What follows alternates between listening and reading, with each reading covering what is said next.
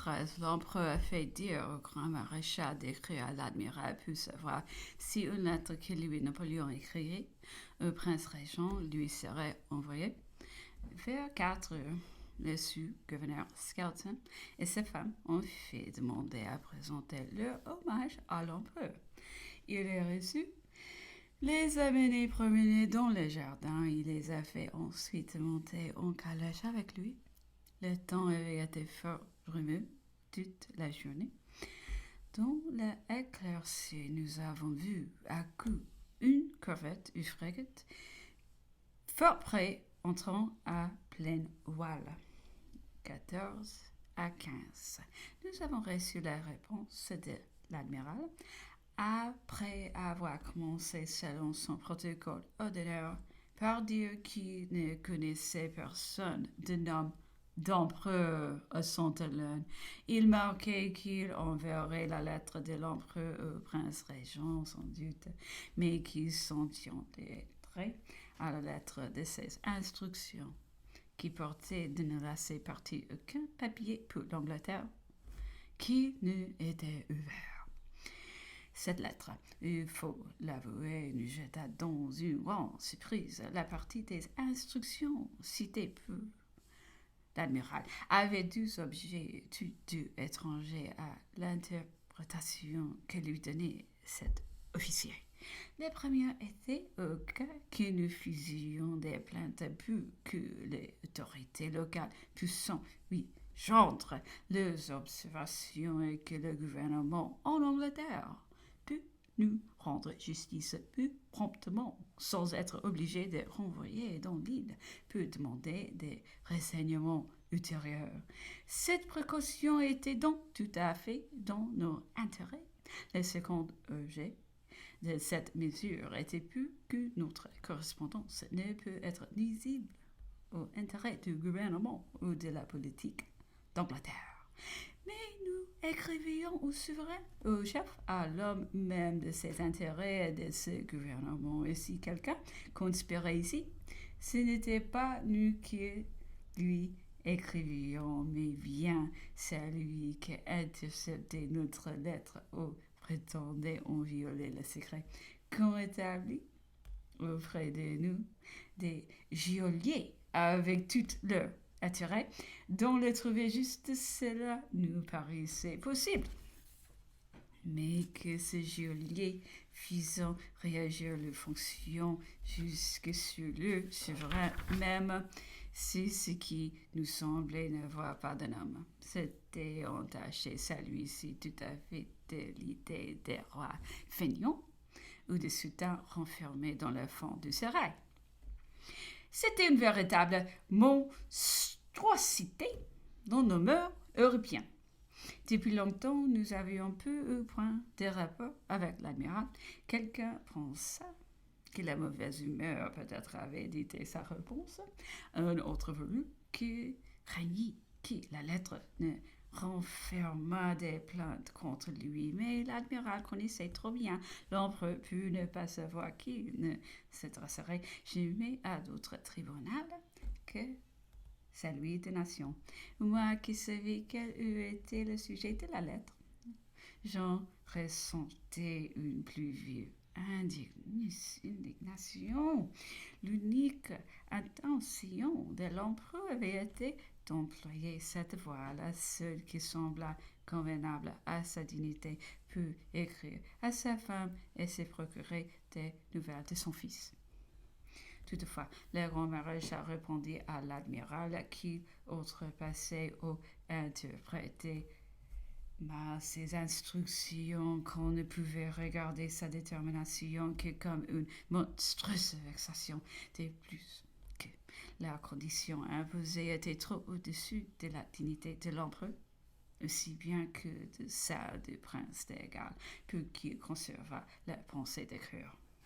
La frégate qui venait d'arriver était la Spé, portant des journaux de l'Europe jusqu'au 31 décembre et contenant l'exécution de l'infortuné maréchal Ney et l'évasion de la Valette. Ney, disait l'empereur, s'est mal attaqué que défendu avait été condamné par la Chambre des pairs en dépit d'une capitulation sacrée. On avait laissé exécuter. C'était une faute des plus. On avait fait de cet instant un martyr. Qu'on n'eût point pardonné l'abédoyeur parce qu'on eût vu dans la clémence qu'une prédilection en faveur de la vieille aristocratie. Cela se concevait, mais le pardon d'aîné n'eût été qu'une preuve de la force du gouvernement et de la modération du prince. On dirait peut-être qu'il faillit un exemple. Mais le maréchal le devenait bien plus sûrement par un pardon, après avoir été avis par un jugement. C'était pour lui une véritable meurtre moral qui lui ôtait toute influence et cependant les coups de l'autorité étaient portés, le souverain satisfait et l'exemple accompli. Le refus de clémence vis-à-vis Lavalette et son évasion étaient de nouveau griffes tout aussi impopulaires, disait l'empereur. Mais le salon de Paris observait l'empereur montrant les mêmes passions que les clubs. La noblesse recommençait, les jacobins, l'Europe de reste demeurait dans une complète anarchie. On y suivait hautement le code de la moralité politique, tout ce qui tombait sous la main des souverains devinait. Bon, peu chacun d'eux, au moins de mon temps, était-je le point de mur de toutes les récriminations de ce genre. Les souverains alors ne parlaient que principe et vertu. Mais aujourd'hui, continuait-il, qu'il était en victorieux et sans frein, ils pratiquaient sans pudeur tous les torts qu'ils reprochaient à eux-mêmes. Quelle ressource et quel espoir laissaient-ils donc au peuple et à la morale? Nos Françaises, du moins, observait-il, illustrant leurs sentiments. Madame de Bédorière avait failli expirer de douleur. Ces journaux, nous apprenions que Madame Ney avait donné le spectacle du dévouement le plus courageux et le plus acharné.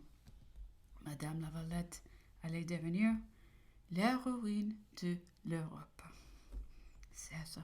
L'empereur avait quitté l'encyclopédie britannique pour prendre ses leçons d'anglais dans les Annual Register. Il y a lu l'aventure d'un monsieur Spencer Smith arrêté à Venise, condamné à se rendre à Valenciennes et qui échappa dans sa route. Ce doit être une chose très simple, disait l'empereur, dont le narrateur aura fait une grande histoire. Cette affaire lui était tout à fait inconnue. C'était un détail de police d'une importance trop inférieure, observait-il, pour que cela eût pu remonter jusqu'à lui. Vers les 4 heures, on a présenté à l'empereur le capitaine de l'Aspect qui arrivait d'Europe et le capitaine du Ceylan qui partait pour l'Angleterre. L'empereur était assez triste. Il n'était pas bien. L'audience du premier a été fort courte. Celle du second eût été de même s'il n'eût réveillé. L'empereur en demandant si nous avions des lettres à envoyer en Europe. L'empereur alors m'a fait lui demander s'il verrait le prince régent. Sur son affirmation, j'ai été chargé de lui traduire que l'empereur avait voulu écrire au prince régent, mais que sur l'observation inouïe de l'admiral qu'il ouvrirait cette lettre, il s'en était abstenu comme d'une chose contraire à sa dignité et à celle du prince régent même, qu'il avait bien entendu vanter les lois d'Angleterre, mais qu'il n'en apercevait les bénéfices nulle part, qu'il ne lui restait plus qu'à attendre, qu'à désirer un bureau, que l'agonie qu'on lui faisait éprouver était inhumaine, barbare, qui eût été plus franc, plus énergique de lui donner la mort. L'empereur me fait répéter au capitaine qui voulut bien se charger de ces mots. Alors, quand j'ai dit, celui-ci était très rouge et forte, embarrassé.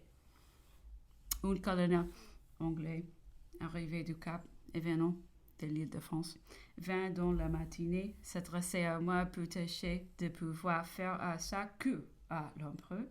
L'admiral n'avait accordé à son vaisseau que 2 ou 3 heures dans la rade, ayant obtenu que l'empereur voulut bien le recevoir à 4 heures. Il m'assura qu'il préférait manquer son vaisseau plutôt que de perdre une telle occasion. L'empereur n'était pas très bien. Il avait passé plusieurs heures dans son bain. À 4 heures, il reçut le colonel. L'empereur lui fit beaucoup de questions sur l'île de France. Cédé depuis peu aux Anglais. Il paraît que sa prospérité et son commerce souffrent du changement de domination. Au départ du colonel, resté seul avec l'empereur dans le jardin, je lui ai raconté que sa personne semblait être demeurée bien chère aux habitants de l'île de France. Que le colonel m'avait dit que le nom de Napoléon n'y était prononcé qu'avec attendrissement. Lorsqu'on y a pris sa sortie de France et sa venue à Plymouth, c'était précisément un grand jour de fête dans la colonie. Le spectacle devait être tout à fait remarquable. La nouvelle étant parvenue dans les jeux, le soir, il ne parut pas une seule colonne au théâtre, soit blanche ou des couleurs.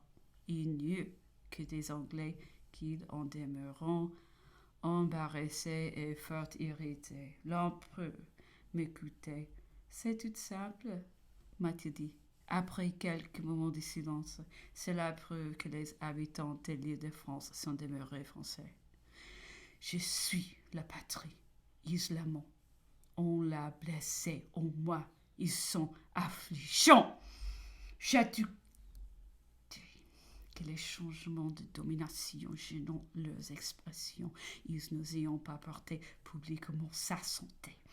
Mais qu'on est manqué pour ton chemin, disait le colonel. On buvait à Louis. Ce mot, Louis, était consacré. Ces détails le touchaient. Pauvre Français, a-t-il dit avec expression, pauvre peuple, pauvre nation, je méritais tout cela, je t'aimais. Mais toi, tu ne méritais pas. Assurément, tous les mots qui pèsent sur toi. Ah, que tu méritais bien qu'on se te voie pour toi.